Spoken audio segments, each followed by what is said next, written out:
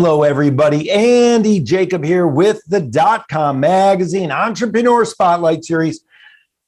I have an amazing entrepreneur on the show today. I mean, if I was going to spend the full 30 minutes talking about his background, his experience, and all these amazing things that have happened throughout his career, I'm going to be here for 30 minutes. We're not even going to get into the show talking about his company, which is a remarkable company. I mean, when we talk about being big and we talk about dominating a space, we love bringing entrepreneurs on the show that are doing that. And of course, one of those entrepreneurs is with me today. His name is Brent Weinmann. And of course, he is the CEO of a company called Vitakraft Sun Seed. Now, Vitacraft Sun Seed, in your mind, maybe you're thinking you've never heard of it, but trust me, you probably have. They're the largest bird and small animal producer for really feed and treats in the world. So it's not a small company and it's got a big footprint. And anytime we can get an entrepreneur of this type of fabric on the show, we always invite them on. So Brent, welcome to the DotCom magazine Entrepreneur Spotlight Series today. Andy, it's great to be here. It's great to have you. Great to have you, Brent. I mean, I'm very excited, very honored. I mean, whenever you get someone that's doing something so big and so fabulous, it's great. So I want to get right to it. Let's pull the lens back to 30,000 feet. Let's first of all tell us about Vitacraft US. What products do you sell? Where do you sell them? Okay, so the Vitacraft US business is actually called Vitakraft Sun Seed, and we sell our products through the traditional large format pet stores, Petco, PetSmart, Pet Supplies Plus, Pet Supermarket. We also sell through distribution into the independent pet stores, and we do that with multiple labels. And then more recently, through yet a third label, we've introduced our products into Walmart and some grocery. So we're really trying to capture stake our place in all channels. And of course, Amazon and Chewy are big customers as well. Yeah, of course. And everyone that watches the show, they know that my wife and I are big animal lovers. We support animal charities. We love our dog. Of course, I've had all kinds of animals throughout my life. I'm sure I've purchased a lot of Vitakraft Sun Seed products. Now, let's talk about a little bit. You know, we don't want to spend too much time on it because there's so many questions, but the way in which you kind of got into Vitacraft, that's a great story. I mean, people need to hear that story. If you could just kind of share it with our audience, I think that might resonate. Yeah, sure. I'd be happy to. Well, I have a finance degree from Bowling Green State University here in Ohio. And this goes back in the mid 80s. Once I graduated, I still wasn't sure what I wanted to do and was looking to travel, looking to just sort of find my way in life. I met the owner of Sunseed at the time, and he offered me a position. Knowing I was just going to be temporary, he offered me a position in labor, basically filling bags with birdseed. I quickly worked my way up. It was a very small company at the time. Quickly worked my way up into supervisory position. Left the company for a stint in Alaska to work the salmon processing business for a summer and get that out of my system. Came back. And about that time, the owner of Sunseed had bought out his partner and wondered if I was interested, in knowing I had a finance background, of being in the front office. So I went pretty much from night shift supervisor to national sales manager with a half a salesperson underneath me, a part-time salesperson underneath me. So from there, it was just one thing led to another. We became good friends. We became good sparring partners, if you will. He was a backyard engineer and was great at getting new ideas and new products, but wasn't good at refining them. And I sort of enjoyed that part of the business. So we really complemented each other. Yeah, I love it. And for the entrepreneurs watching the show, when you go into something with a great attitude, you get your education, you do everything you can to be someone that solves problems and fix things and make companies better. Good things happen, as Brent's career shows. Now, let's talk about Vitakraft. I mean, what products do you sell? I mean, we think about being the biggest in the world, and we think about, feed and treats, for different types of birds and small animals. What are some of the products and what are some of the small animals? Yeah, well, my wife hates it when I say this, but I like to say everything from parrots to ferrets. For some reason, she doesn't think that rhymes, but in my mind, it rhymes. So it's everything from foods, whether it's a blend of seed products, seed and extruded kibble, or straight kibble or pelleted products for rabbits and guinea pigs. We also do hay, take big bales of hay and make small bales of hay that fit on a retail shelf. We do things called treat sticks, which we produced here in the US in the factory here, but as my partnership with Vitakraft, or when I sold my company to Vitakraft Germany, they had a very automated facility that can produce about 100 million of these sticks a year. And these are little wooden core sticks that have seed and fruits and grains wrapped around them.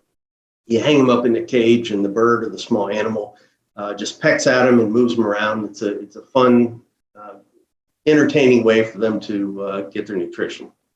Yeah, so incredible. I mean, when you think about it, you really dominate the space. I love it so much. Now, let's talk about it a little bit. You briefly spoke about it in our pre-interview, but sometimes you go to a pet store, you go to a feed store, and they're out of the product that you want. And I know that these challenges with some of the supply chain networks have caused some dynamic challenges for certain industries.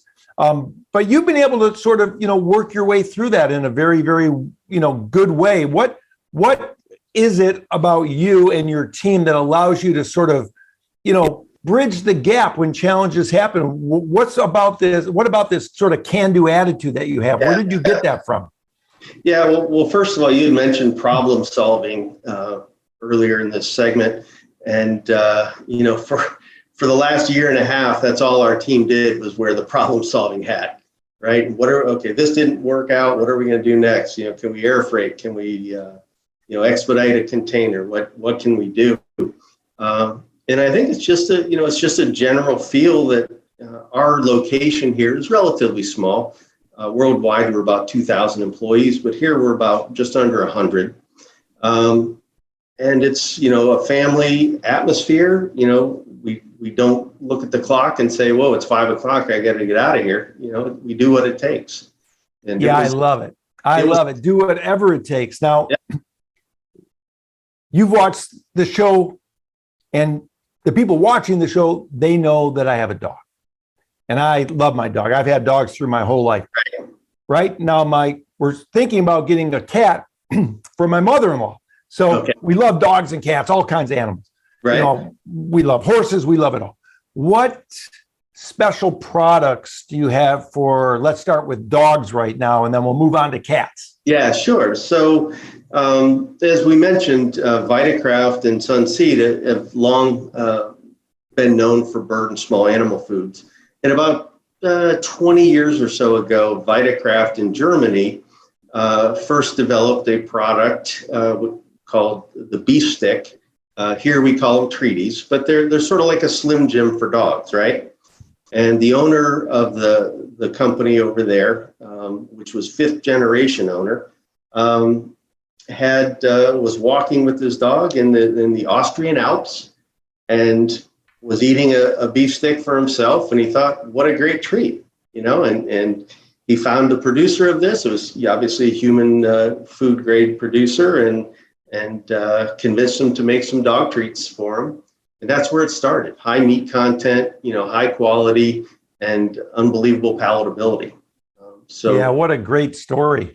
Yeah, so from there, it's all varieties of meat-based treats for dogs. We do some really cool sort of co-extruded, where you have like a one flavor on the outside and another flavor of meat on the inside. So it's been a huge success for us over in Europe. In all honesty, dog market here in the U.S. is really challenging, right? I mean, there's 500 different dog brands, and a lot of them are great quality. So we've decided what's the most unique about our offering for dog and cat, once again, is the palatability. Everybody knows how finicky cats can be, and over there they just sort of figured out the secret sauce, right? And yeah, it's so interesting, Brent. Let me ask you kind of a funny question. So when you're developing a new product, how do you know the dog or cat's going to like it? Do you have taste testing with, dogs and cats? we actually do. We have a panel of consumers, pet-owning consumers in Europe, and every product that goes out or is developed gets tested, taste tested, and also what's the owner's reaction to the appearance, the smell, all that, because it all comes together, right? And it's the pet that eats it, but it's the human that has to respond to it when they pull it out of the package. For cat, we have nothing in our range that's less than 85% palatability, which you may say that sounds like 15% don't want it, but for cats, it's an amazing claim. Yeah, that's incredible. From parrots to ferrets. I love it. Now, and I remember that, so that's good. We talked about the dogs, but we don't want the cat to be what they used to call the ugly stepchild. So, cats are a little bit more finicky, right? Yep. So what's going on with cats? I mean, how do you see the cat sort of space, the cat business? Is it a burgeoning business? Are more cats coming into people's homes than ever before? Yeah. Actually, the whole COVID lockdown increased pet ownership across all species. And cats, because people were locked in their house or apartment, cats are easy to manage in a house in a small space. They can be very affectionate, they can be very funny, and they can be very standoffish, right? So we've developed multiple types of treats, whether it's, excuse me one second, multiple types of treats, whether it's, just a meat-based. We do sort of liquid snacks, which we call lick and lap, which give you the opportunity as a pet owner to bond with your pet more closely. You take the top off and the cat licks this product right out of the little tube. So you're petting it and it's enjoying it, and it gives you time to really bond with your pet. Wow, so interesting. Now, you're everywhere, including Amazon. People will be looking this up after watching the interview, I'm sure.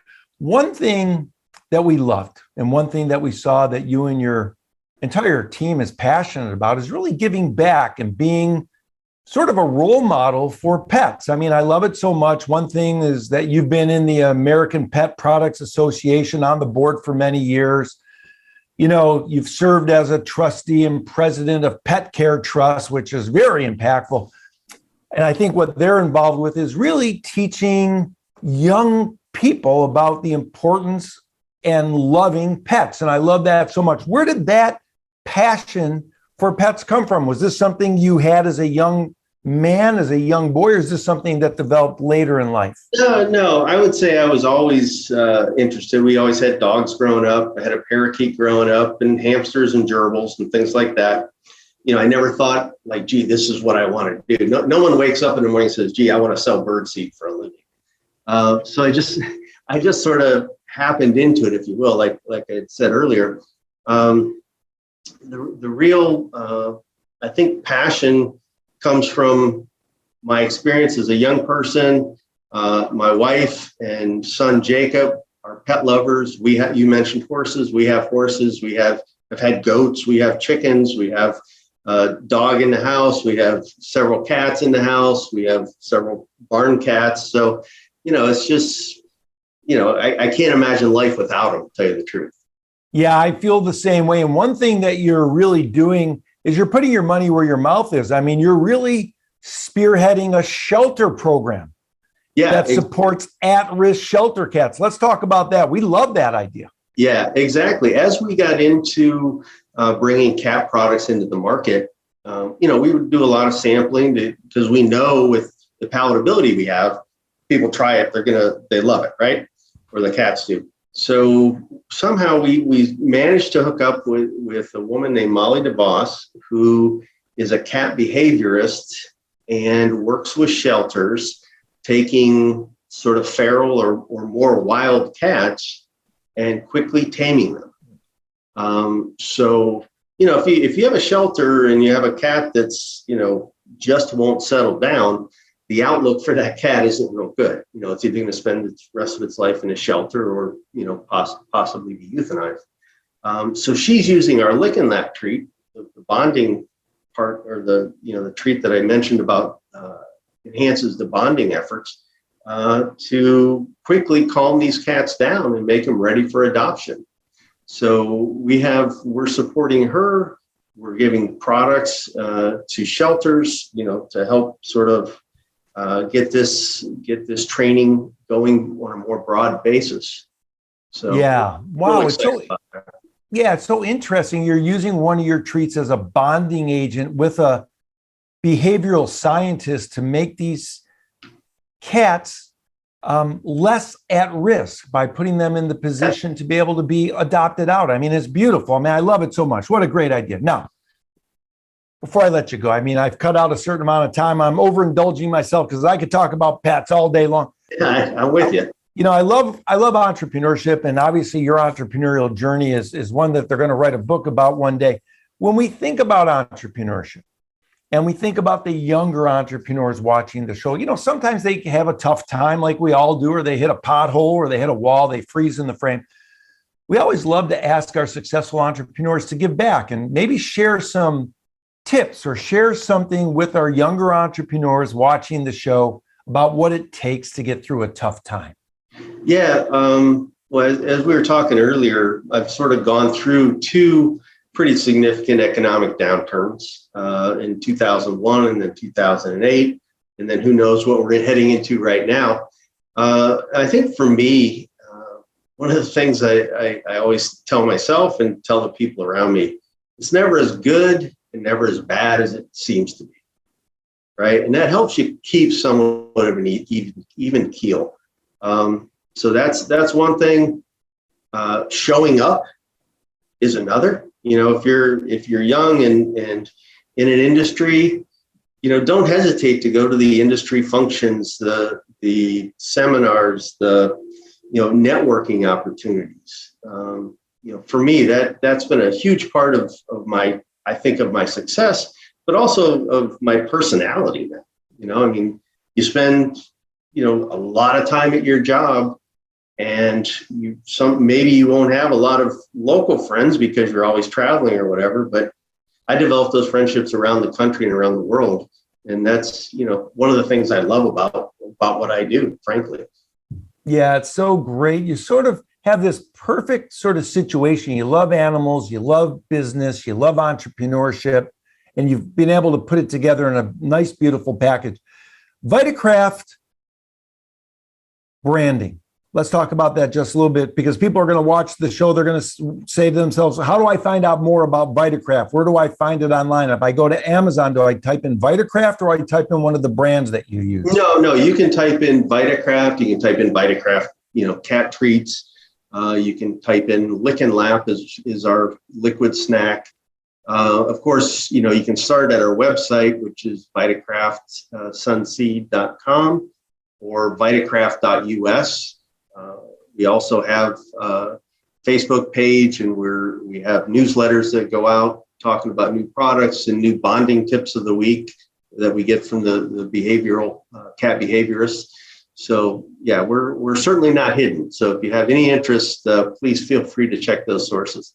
Before I let you go, and we're going to put all those links at the bottom of our interview today. I have kind of a funny question for you. And I'm just kind of wondering, now that we're talking and you have the same passion for animals that I do, have you ever personally tried any of your treats? Yes. I have a little bit of a squeamish stomach. So even though it's I've been to the factory, I see it's, how clean and everything it is, it's still in my mind, it's like, oh, it's a dog treat. But when we have our sales meeting, or our we call them Intervita, basically our international sales meetings, the owner of the company, who's deeply involved in developing these products, invariably will break a piece off and say, oh, smell this, try this. And when he's sitting there doing it, it's hard to say no. That's right. I love it so much. What a great interview. I mean, here you are, the company is the largest bird and small animal producer for feed and treats in the world, Vitakraft Sun Seed. Your entrepreneurial journey is amazing, how it started and how you just committed to doing great things. And that was identified by other people. And lo and behold, an opportunity happened and you sort of seized the day. And that's really what entrepreneurship is all about. We loved having you on the show today, Brent. I want to thank you so much for coming on the .com Magazine Entrepreneur Spotlight Series. We're going to bring you back on the show because I think it would be fun to unpack just your entire entrepreneurial mindset and giving back and mentorship and the way in which you believe in giving back to the community, and equally important to everything that we've spoken about, hiring the right people to make a great team. As a matter of fact, before we go, let's ask this question because I'm curious. What do you look for when you make a hire? What's the most important thing? Honesty, integrity, background, experience? Yeah. First and foremost, it's character. We have probably a pretty unique interview process we go through. And it's, we have multiple people involved, our HR person, depending on what we're hiring for. We'll have people that work in that department sit in on the interview. It could be someone that's going to be reporting to this person. It could be someone, of course, if they're hiring for, a support function, they'd be in. But it's more about getting to know that person and are they a fit for the group as opposed to, oh, they check this box for education and that box for experience. We're still a relatively small company, so you may have the best resume, but if you come from a, multi-billion-dollar corporation, you may have the best experience, but you may not fit here. It's just, I go out on the plant floor. I expect my team to go out on a plant floor in a pinch. And, that's what we do. And I love it. Yeah, I love that. You make sure they're a great fit for the company. And that means they're willing to do whatever it takes. Yep. And do the right thing all the time, every time, while even with no one's looking, they're doing the right thing. I love it, Brent. Listen, thank you so much for coming on the .com Magazine Entrepreneur Spotlight Series today. Look forward to having you back again, and you have a great day. Yeah, thank you, Andy. It was my pleasure. Really enjoyed it.